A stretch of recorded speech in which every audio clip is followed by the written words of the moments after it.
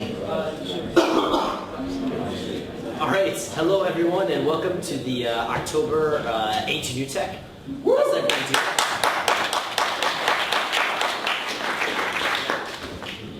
doing? For those of you who haven't been here before, the event is pretty simple. Basically, we have several people come up and pitch their company in 5 minutes, and then it's followed by a 5-minute Q&A.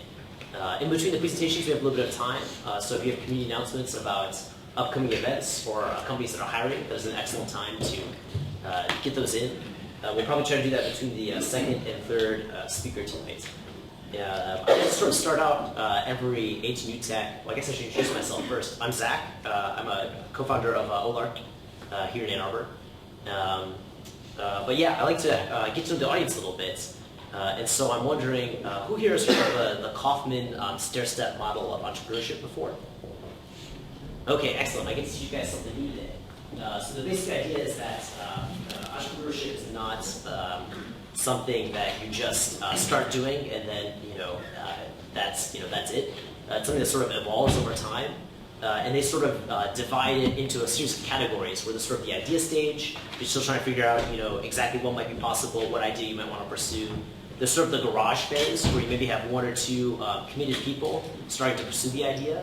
And then there's a growth phase where you start hiring employees, improving the business model with paying customers, that sort of thing. And then a scaling phase where your business sort of really starts getting traction.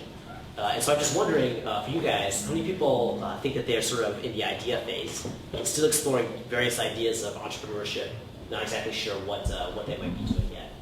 How about people in the garage phase? They have an idea, maybe a few pivots left, but some 1 or 2 sort of committed people who are interested in the process. And then I guess people in the growth stage, you're starting to hire employees, you're starting to get paying customers, that sort of thing. And I guess last would be a scale. If you're trying to break in the millions of dollars of revenue per year, or 1 or 2, right? And then I guess of those areas, what are people most interested in learning more about? Are you more interested in hearing from entrepreneurs about how they develop their early idea, how they get started, that sort of thing? No? What maybe the growth phase where people are getting co-founders, working with customers, finding product market fit? A little bit? Okay. And then what about people who are interested in hearing more about the sort of the growth phase where you start to hire employees, you're trying to acquire many paying customers, that sort of thing? Okay, it's actually a pretty even distribution, which I wasn't expecting. But thank you, that will help inform upcoming A2NewTech events. Okay, so without further ado, I guess our first presenter tonight is Daniel Zhou from Vince 180. So please give him a round of applause.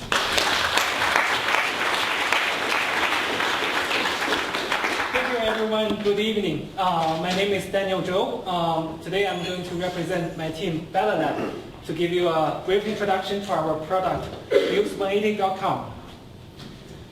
The problem we're trying to solve is the growing political divide and polarization that we see that's happening in the United States. We've been doing this research in this area since 2008. Through the years of research, we really feel like this is a problem that's worth solving, and we feel like our technology can help. So we went ahead and went to the ICOR program, and we started a company to commercialize the technology. Through customer discovery, we found that if people who have different political opinions try to engage with each other, usually people don't want to listen to the other side. Instead, they really want the other side to listen to my opinions.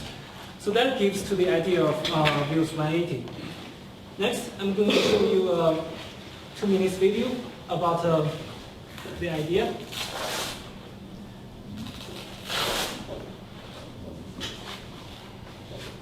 Ever feel frustrated that half the country doesn't get political issues the way you do? The political discussions with relatives or friends tend to result in dire misunderstanding and heated discussions. Do you have a point to make that could totally reshape the way the other side perceives the world? We have a solution. You have found your home. Here at BuhzHyve.com, passionate liberals and conservatives have the unique opportunity to exchange ideas with the other side. This is how it works. Have a great political article that shows why your side has a point. Spend some olive branch points on the site to have a person from the opposing side read your article. Direct your article to a general audience or to your social network using email, Facebook, or Twitter. Your reader gets the olive branch points, which they can then cash out or spend on the site to share their own articles. You are essentially paying the opposition and undecided to listen to your side. Once they read your article, they rate it, and you get to see whether the article has influenced their opinion, or at least made them a little bit more respectful of your viewpoint. You spend your points on real people and see real results. If your article is highly rated, it will be added to a list of recommended articles, which others can browse through and continue to share. And don't worry, our site has integrated algorithms to be sure that your reader has spent adequate time reading your article, so they can't just take the points without doing their part. The result, people will share great ideas, acknowledge that your side has some valid concerns, and open up to real political discourse and mutual understanding. So come hang out at BuhzHyve.com. Strong opinions, respectfully considered. You'll get your point across and even learn a thing or two along the way. So that's the product idea. Next, I'm gonna tell you a little bit about the business model.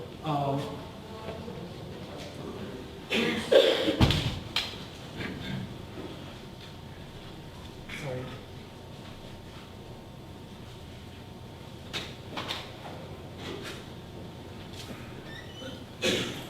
So basically, our customer segments are first, the political issue zealots, who are individuals that are passionate about certain issues. They want to convince the other side to agree with them.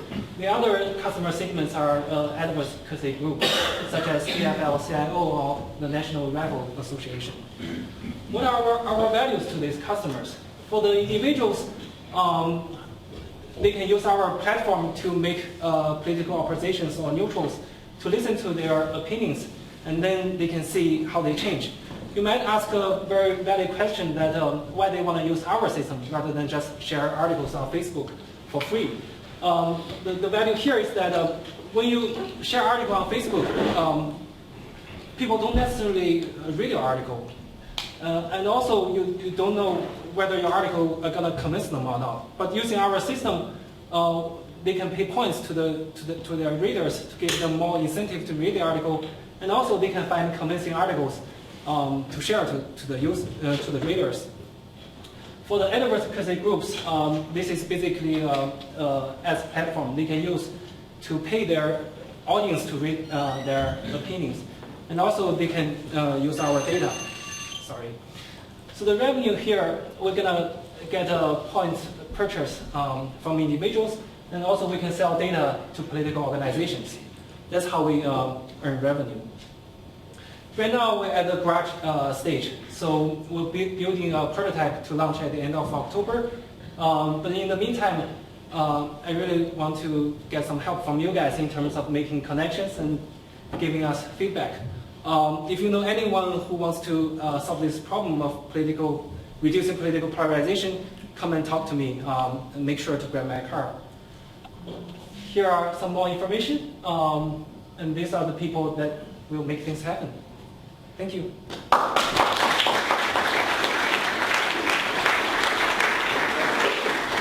Okay, so now of course is the Q&A portion. So if you have questions about the business model, the idea of the team, please go ahead. I think there's a question over here actually. Yes. What would be my motivation for wanting to use this, like actually come to your service? Like I go, the benefits of it, but what's the motivation for me? Yeah, so for the people who are really passionate about certain issues, like government shutdown, Syria, gun control, they don't need money. They have a strong motivation to convince the other side or convince the neutrals. So that's the reason they come to the site and share articles through the site to get audience. So these are the sharing part. The reader part, they can come here, read articles and earn points. So later they can cash out or they can use the points to pay to pay to other people to read their articles. So that's the motivation. Do you happen to know, like, what the percentage of people who change their political, like, beliefs during their lifetime is, like, or any kind of like stats like that? Well, that depends on whether they have very extreme opinions on certain issues. But research have shown that even though through this engagement you don't change your opinion, still you can be more respectful to the other side, or getting more information so that you can open up discourse. So that's some of the value here. Yeah, I have a lot of political opinions myself, and a lot of people are against my opinions. So how do I find out that if using your website and this guy spend time reading my article and understand my point? How do you determine that? Understand the point is something right now we cannot do. What we can do is to make sure that they really spend their time reading the article and give it some thoughts. And then they will have to rate each article in terms of whether they learn something new or whether they become more respectful. But we don't know. We don't know if, and they're also gonna rate whether they get changed or not after reading this article. So those are the measurements we have. Yes. What is your incentive for making people be nice to each other, right? Because otherwise, this could turn into, we all know how controversial the subject of politics is, right? Yeah. And how do you prevent, strong words and personal attacks? Yeah, that's a good point.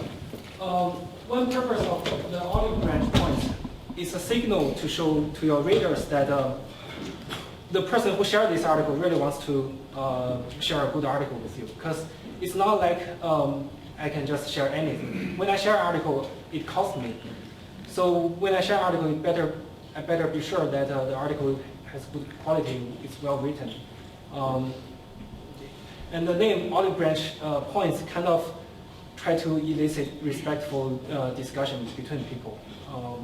We're gonna have to see how it goes. Thank you. Yes? I got to be honest with you, just looking at what's happening in Washington right now, where it would seem that nobody is really trying to convince anybody that, I kind of wonder about this convincing idea in the political context. I'm wondering if you've given thoughts to other markets. I can think of cases where this might work well in classroom settings, for instance. And other similar things where people might be more open to moving their position, less entrenched. Yes, one example is Android versus iPhone. Coke versus Pepsi.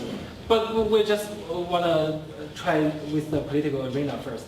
Another thing is that in terms of the validity of the business, we talked to people and we found that people who already donate to political causes, on average, they want to spend 50% of their money to engage with the other side. Not necessarily to convince them, just to engage with them. So there should be people trying to do this. We don't know how this, in terms of convincing, how it would work, but definitely there are people wanting to use this through our customer discussion. Thank you. Yes? Is there direct interaction between the users, or is it only through the article? What do you mean by direct interaction? Are there forums, or are they talking to each other, or are they only discussing the points of the article? Or even discussing it all? On Facebook or on Twitter or on this site. So they're leaving comments. There's no like a Google Hangouts session for people to talk about issues. Okay, thank you.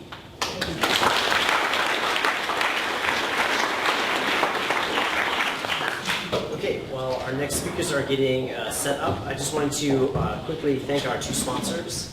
The University of Michigan Entrepreneurial Law Clinic has been very kind in hosting us in this space, making it available to us. We could not do this event without them.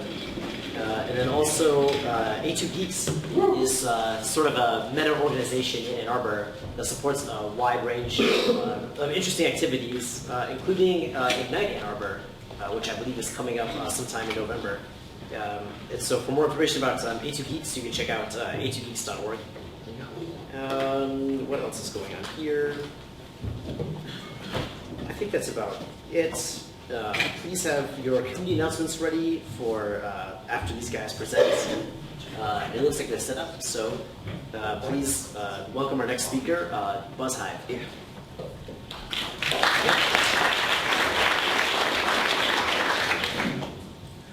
What if life had a friend request button? About a year ago, I was sitting at a red light when a candy green Mustang pulled up beside me. In the passenger seat sat a gorgeous brunette. The girl looked over at me and smiled as her friend honked to get my attention. As I looked over to see what all the commotion was about, the light turned green and the opportunity was gone.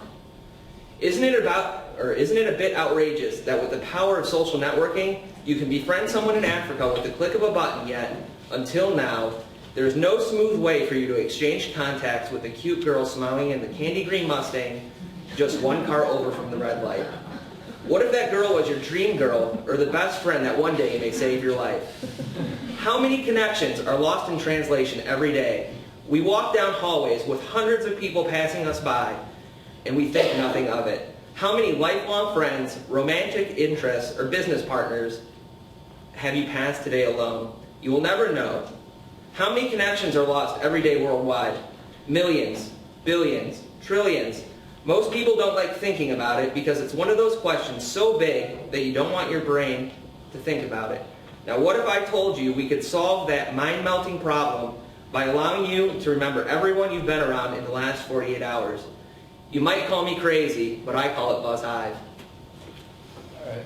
BuhzHyve is a fully featured local social network. It includes everything you'd expect in a social network, including profiles, private messages, and notifications. Now at this point, you're probably wondering what makes Buzz unique. Our first major feature is locals. Locals allows you to find and remember everybody you've been within eye range of throughout your day. Now, as some of you might know, there are a few competitors in this space. The main difference between us and our competitors is Buzz only finds the people within eye range of you, so roughly 300 to 500 feet. We also never share your location with any other user or tell you how far away they are.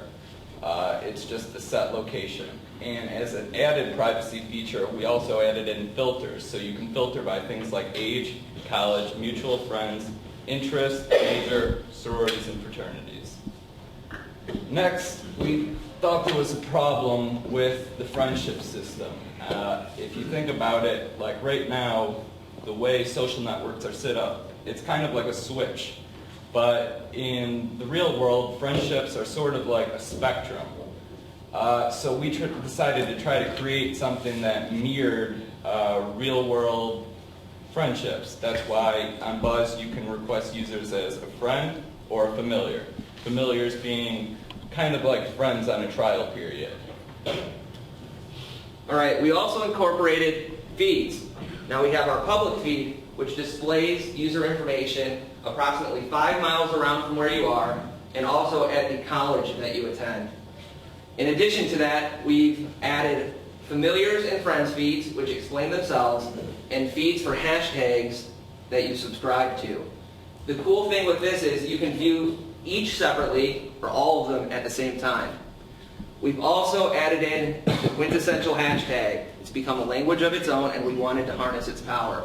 You can subscribe to things or people that match your interests, and it's local. Anytime someone from around you 5 miles or your college posts about a status, it will show up in your hashtag feed and also in this list. We've also built upon this with our visual trend screen. Now this is sort of how it looks. Things that are more popular go in the bigger box. No longer will you be looking for that party on a Friday night and go to the one where it's only you and the house. Everyone else is the one down the street. This allows you to instantly look and see where you want to go and helps you decide that. Currently, we've released a beta Android application at Oakland University in Rochester, Michigan. We've got about 100 active users testing our Android app and our back-end system. We're about 70% complete with our web and mobile web applications, planning to be released later this month. We're also just getting started with the iPhone app and seeking an iOS developer as a fourth and final co-founder. Now, with local networks, you need communities. You want deep pockets of communities. So we're thinking of using concerts with up-and-coming musicians to engage people in our product and help create those communities. We also will use creative on-campus events, depending on which college we're at, to enhance and create further those communities. Thank you.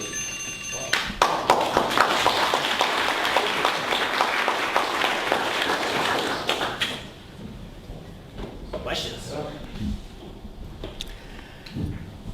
Okay, I have to push the button here. Sorry, Roger. How can you launch BuhzHyve without an app, bring all of this functionality to existing social networks, and not ask somebody to change sides? I'm not really understanding the question. What are you asking why we're not? No, I'm not asking why. I'm asking how. How do you get BuhzHyve on Facebook? Because nobody's leaving Facebook. That's not what the statistics say. Facebook, for the first year, about a year ago, has started to decline. Younger users are going away from it and going towards things like Snapchat.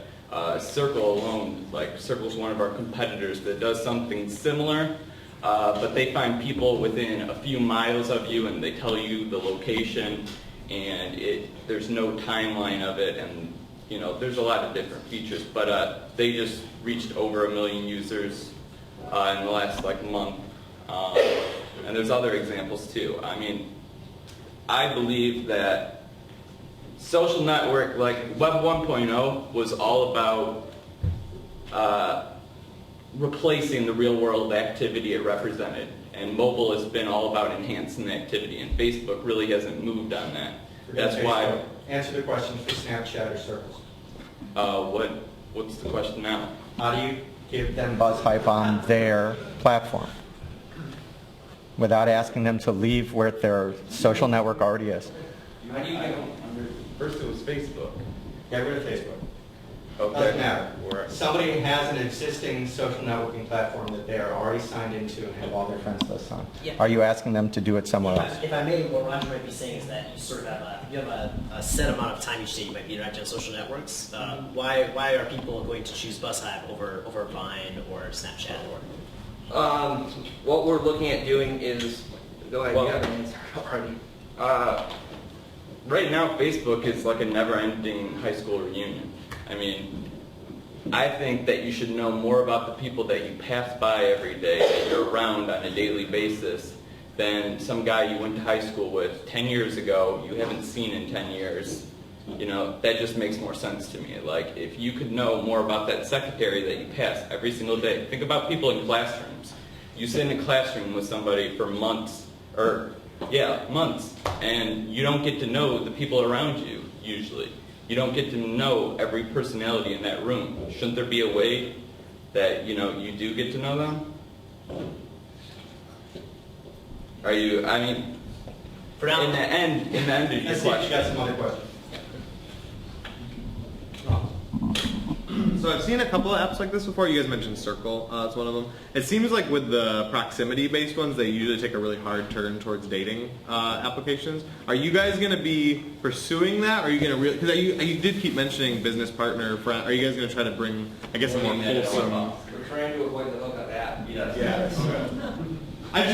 Circle was like a great idea, and I thought it was a cool sounding thing. It's really similar to this. I downloaded it, and all it was a hookup app. That was all I was getting messages, notifications for. So you guys are going to try to put some. We're putting emphasis on other areas rather than finding a quick hookup for that night. What has been the negative feedback that you've received from those 100 people that you currently are beta testing with? Well, this is the thing. Like, I actually had this idea a few years ago. Like, a few years ago. When I started, I actually ended up wasting like 6 to 8 months trying to find a developer, and when I realized like I started coming to meetups and realized like how scarce they were, I realized like, you know, because I had no experience, the chances of me finding a developer for a project this big were slim to none. So I had to self-teach myself development during the process, so that slowed us down. But during that process, I've pretty much pitched it to every single person I know. So in that process, like, I ended up getting a lot of feedback. The number one thing we got at first was people don't like no girl wants to have an app in their pocket that is telling anybody who downloads it their exact location or how far away they are. They are extremely paranoid of that. That's why we don't put the location in the app. Another thing like people were concerned with was, well, I think that's cool, but I only want certain people to be able to find me, and that's why we added the filters. And like, I've slowly refined as I went on to account for that. Up to the beta, pretty much function at like just like technical little bugs and stuff like that. We really haven't gotten any bad feedback truly on the product overall. How long has it been in beta? Just over 2 weeks. We've realized that, you know, with a social network like this, there's more iPhone users on college campuses than Android users, which we're kicking ourselves in the ass for developing for Android first. Yeah, so we started promoting it, and then when we realized like how greatly the percentages were like against us, we kind of went against like doing any major promotional events. Like, we were going to do a concert with just this Android app to start, but then we realized like, well, that might not be a good idea if 60 to 70% of the audience can't even use it. So we're going to put the web app out first as the iOS app, just in a web view, just to start, and then start promoting from there, like, heavily. Great, thank you guys.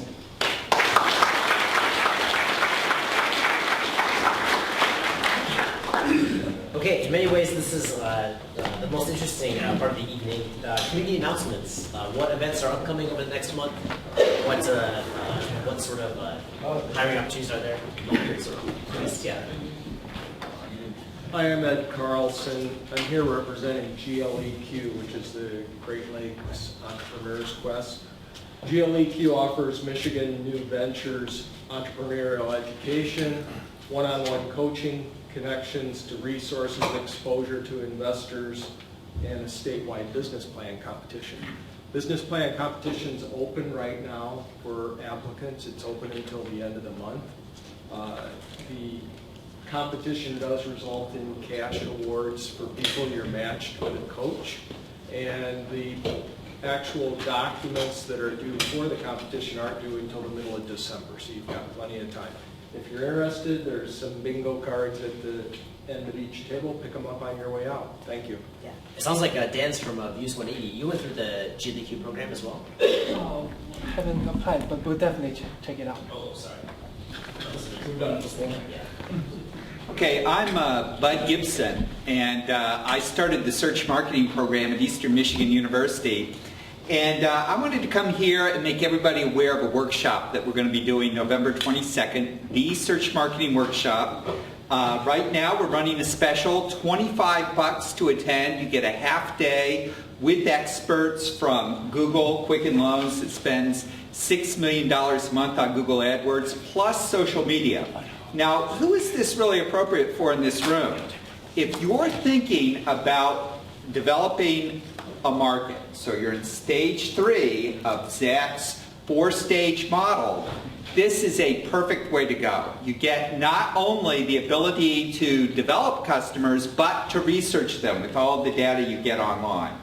We will have people ranging from the VP of Marketing at Quicken Loans right down to recent graduates of our program. So if you're thinking, if you're in that hiring phase, again, that's phase 3, right? Hiring staff. If you're in that hiring phase, think about getting some of our inexpensive undergraduate students who are well-trained, because I've also been placing people at Google, at Quicken Loans, and who are hungry to get experience with you. Now, see me, and in fact I'll pass these out. These have the promo codes on them so that you can get our special $25 discount. By the way, that gets you a great breakfast and lunch too. This is all, we're trying to increase our network and our exposure, and we want to share with you. So thank you. Could you say the date again? November 22nd, it's the Friday before Thanksgiving. Hey everyone, my name is Jeff Hancock. I'm with Route 3 Technologies. We're in the growth phase, so we're hiring. And we're located, we have a space in Spark, and we're also in Chicago. We're hiring UI developers and salespeople right now. So if you or anyone you know would be interested, please talk to me afterwards. Thanks. Awesome. Hi, I'm Edgar. I'm a current master student at the University of Michigan School of Information, and next Thursday and Saturday we're going to be offering a open house as Connect. The event is called Connect with UMSI, and it's just some informational workshops on our program. It's a 2-year master's program where there's a lot of opportunities for hands-on projects. Actually, a lot of people can come with project ideas and use all of the different classes to start formulating your business plans. There's information visualization, there's a focus on human-computer interaction, user experience design. So the whole program is really built to develop the new information professional and be able to really understand audiences and customers as well as the technology side of things. So I have flyers with me, and maybe you can see me afterwards. And then I have another event, sorry if there's another event, A2 Data Dive. So this is where a group of us are interested in getting data scientists together with nonprofits, so that way the existing nonprofits in Ann Arbor, the YMCA, the AADL, and then also the Ann Arbor Area Community Foundation, they're going to be partners with us, and they're opening up their data sets so that we could come in and come up. We already have some research problems that we want to investigate, and it's more like a hackathon style, but with data, to really try to get these nonprofits up to a position where they could have really well data-driven results. So that's going to be happening November 9th and 10th, and that's at a2datadive.org for more information with a lot of free food. And I have to say, I have not yet been to an A2 Data Dive, but that is my fault. I was recently at a AATL board meeting, and the amount of data they have, anonymized of course, about patron usage, who's using what branches, is incredible. If you love data, you really have to check it out. Zach, you want to do one later, or you want to do one? No, you can, yeah, go ahead. Hey, I'm David. I know everybody. Except for you. I'm on the board of A2 Geeks. We're sponsoring Ann Arbor Ignite. It's the 17th, which is Sunday night in November. Who doesn't know what Ignite is? Okay, I got a non-zero number of hands.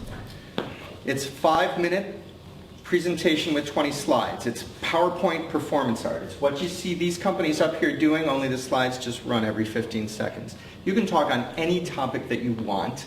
We've had everything from roller derby to chili pepper hybridization.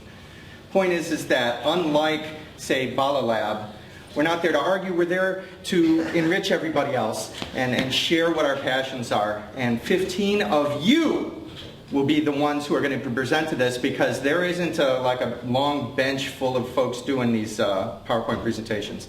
They're all coming from you. So think about whether this is like your moment to do a 5-minute TED Talk in front of an audience that is almost as friendly as this one.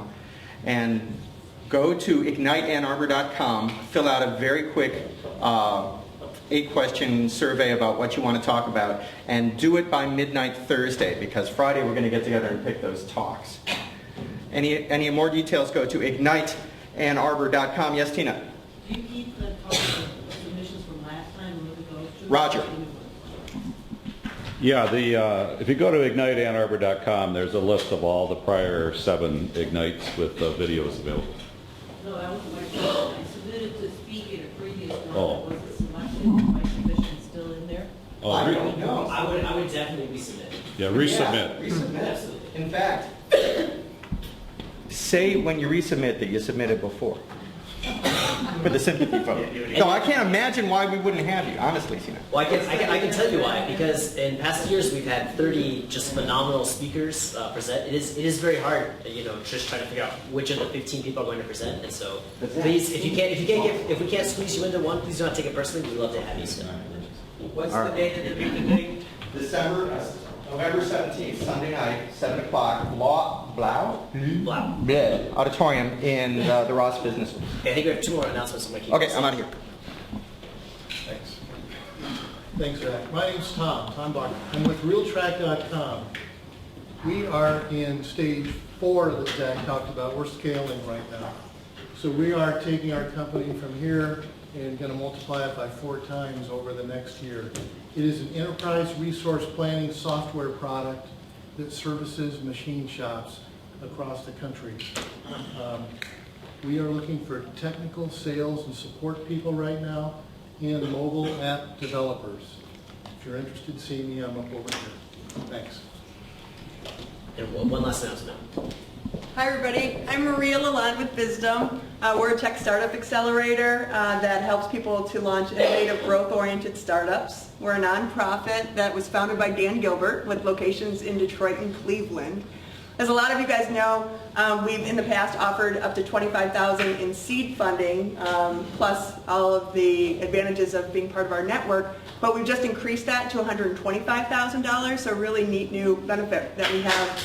Yes, very exciting. So trying to help get capital to our Michigan startups. So that's exciting news. If anybody is interested or has friends who are creating a startup, we're accepting applications right now for our winter accelerator. And then second of all, we've just opened up an opportunity for a design fellow to work on a 1-year contract, a great salary plus full benefits, to work with our BuhzHyve startups to help create great brands and design for their websites and their whole branding packages. So if anybody wants to know more, just let me know afterwards. Thanks. Cool. And Steve, thank you for your patience. Yeah, no problem. Please, take it away.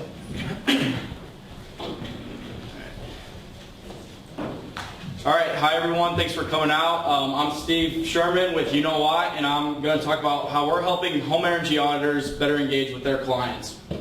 So before we begin, I'm going to put you in the shoes of our customer, which is a home energy auditor. They perform in-depth assessments on your home's current performance, looking at things like energy consumption, air quality, and comfort levels. These audits cost about $250 to $400. But most audits are not profitable on their own, even though they can have great benefits. The main revenue for the auditors come from major home energy efficiency upgrades and retrofits that they recommend, and this is on the order of about $2,000 to $10,000 for a typical contract.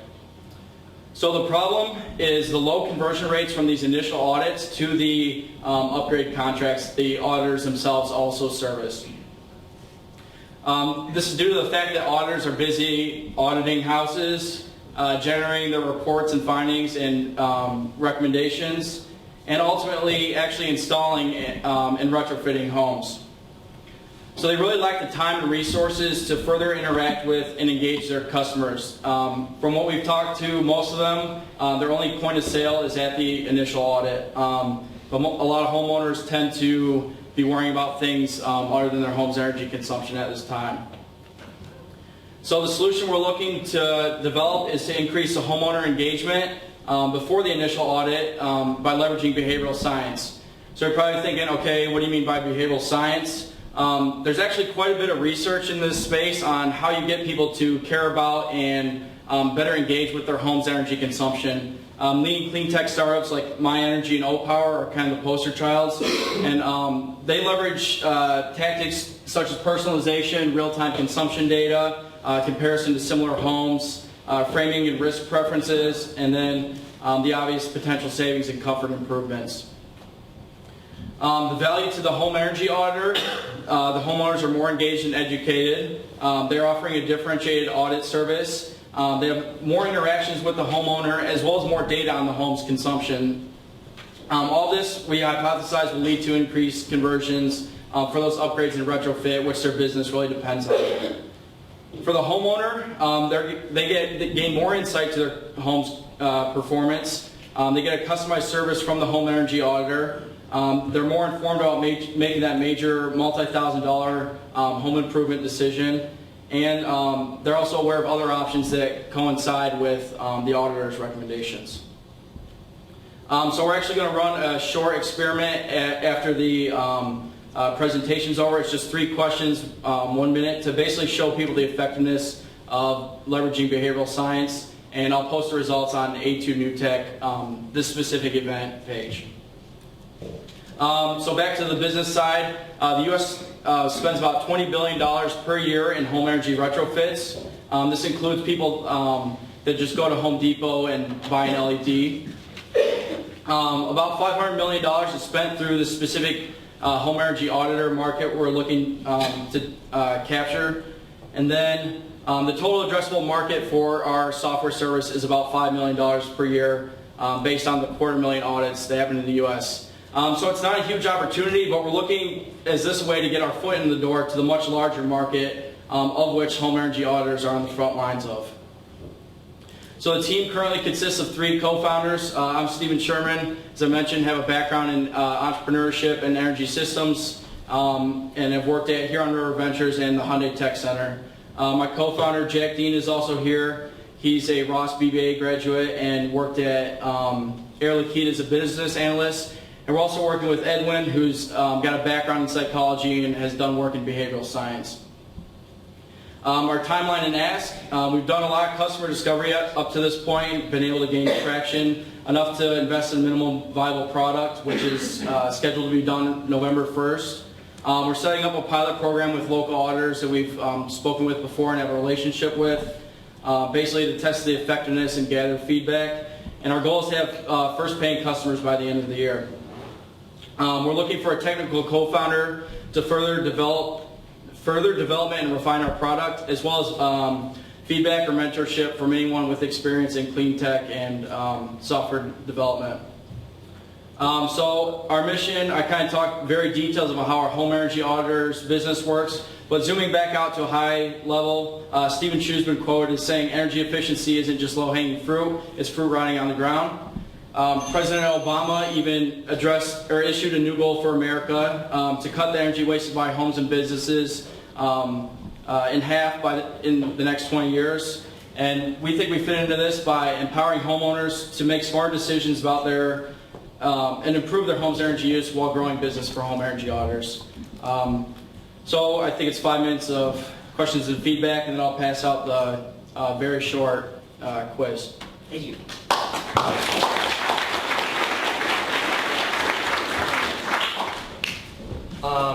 It seems like a lot of this relies on pre-existing data about your home so that you can view and actually say, crap, my servers are taking up a lot of power.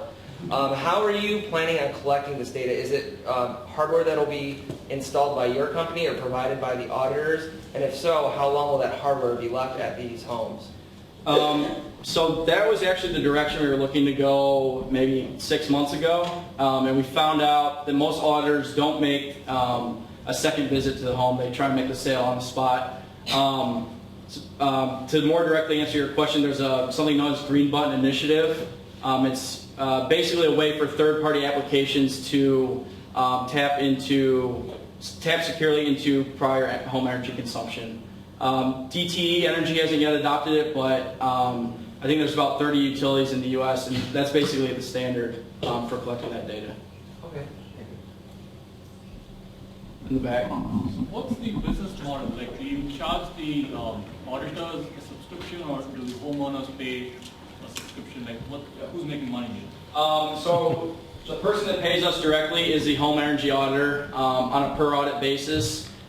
We see the price point around $20 per audit, and that fits right in with what they're paying for software and similar tools for doing the actual audit.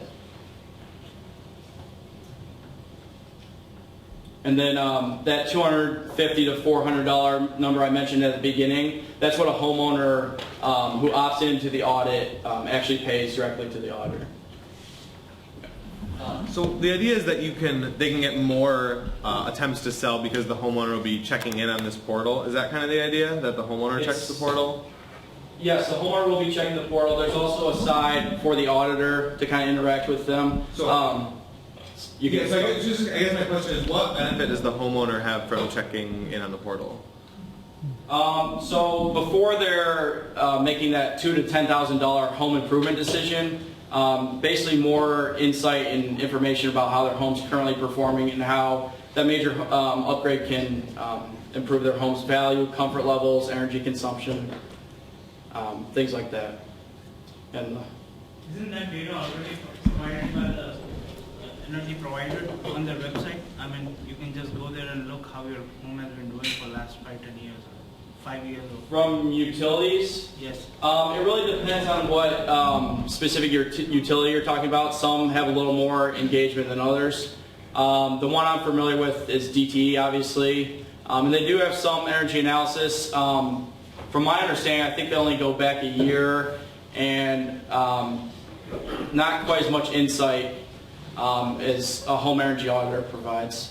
There's other benefits besides energy consumption, such as air quality and comfort levels too. Have you thought of taking this to the next level and maybe allowing people to itemize devices that they have in their house and, saying this computer energy consumption is this much versus the furnace and other things? Yeah, actually, again, going back about 6 months, that was basically our original idea. There's quite a lot of devices in the space. Some have been gaining more traction than others. And when we really started talking to home energy auditors, this is where we were able to build traction. But definitely a good idea. As far as getting out of the early adopter stage, that might be a big problem, but this is what we were able to build traction with. Homes where they have the biggest chance to make the biggest gains in energy efficiency, older homes, and those are usually occupied by renters or older people or poor people. A lot of people who are not technologically inclined. How do you plan on reaching out to that core customer base who needs it probably the most? I don't have a super specific answer to that. I need to kind of read up on how utilities are engaging with, that customer segment. One of the things is most people that opt into the home energy audit are homeowners, and they tend to be middle to upper middle class. So it's definitely a problem we need to look into more. I don't have the answer immediately. What are some of the reasons for low upgrade conversion, and how are you going to help improve that? It really tends to vary depending on kind of who the auditor you speak with and their customer. Some common things we've heard is at the end of that 4-hour audit, the homeowner's kind of trying to get the auditor out of their house. It is a pretty in-depth process. That's a big one that immediately comes to mind. Another one is there's quite a lot to explain on the benefits of a home performance upgrade and how your home consumes energy, basically. So if you can expand that window to more than just 4 hours, we think there's some benefit there. Just a quick answer. Okay, thank you.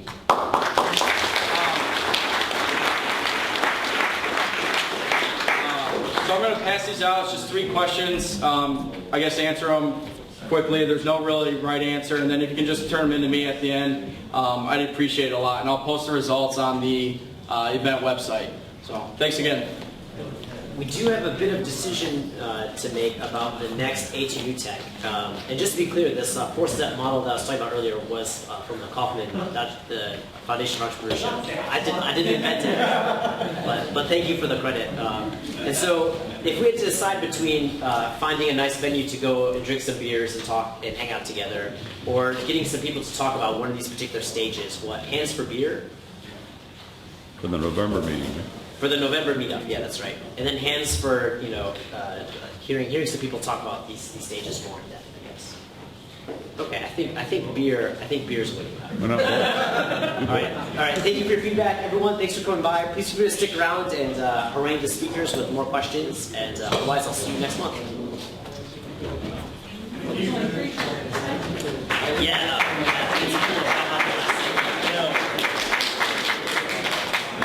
That's why you need a